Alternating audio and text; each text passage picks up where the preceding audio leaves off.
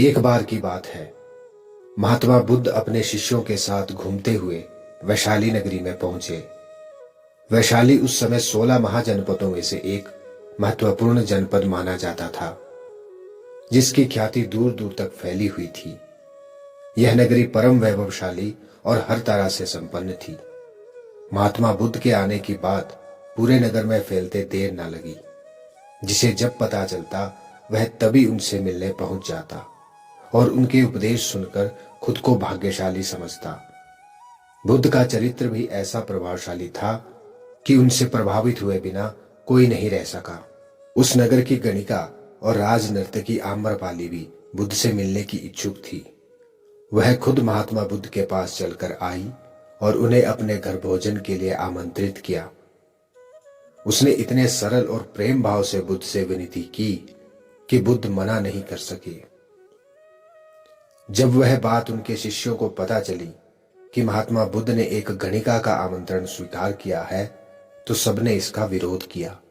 महात्मा बुद्ध ने बड़ी सरलता से अपने शिष्यों से कहा, मैंने तो उसकी प्रेम भावना देखी है।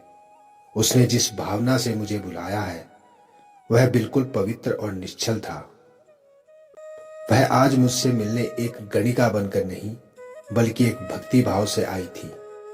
फिर भला मैं कैसे उसका निमंत्रण स्वीकार न करता, वह चाहे एक वैश्या हो या फिर कोई सन्यासी। यथासंभव बुद्ध आम्रपाली के घर भोजन के लिए गए।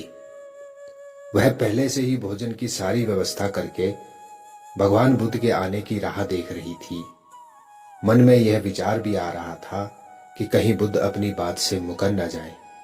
इतने बड़े सन्यासी भला क्यों एक वेश्या के बुलाने पर उसके घर आकर भोजन करेंगे। परंतु जैसे ही आम्रपाली ने बुद्ध को अपने घर आते देखा, उसकी प्रसन्नता का ठिकाना न रहा। वह दौड़कर दरवाजे पर गई और उनका स्वागत किया।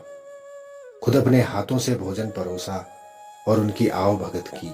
महात्मा बुद्ध के शिष्यों ने जो उनके साथ आए थे, जब एक वेश्या को, जिसके कदमों में खुद सम्राट बिंबिसार और अजात शत्रु थे, पूरी वैशाली जिसकी एक झलक पाने के लिए तरसती थी, उसे एक सन्यासी के लिए ऐसा व्यवहार करते देख बुद्ध के शिष्यों के मन में अपने गुरु के लिए सम्मान और ज्यादा बढ़ गया।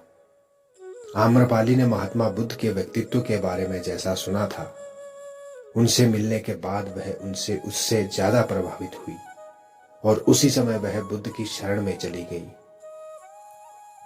अपनी सारी संपत्ति वह बौद्ध मठ के नाम करके आजीवन भिक्षुणी बन गई।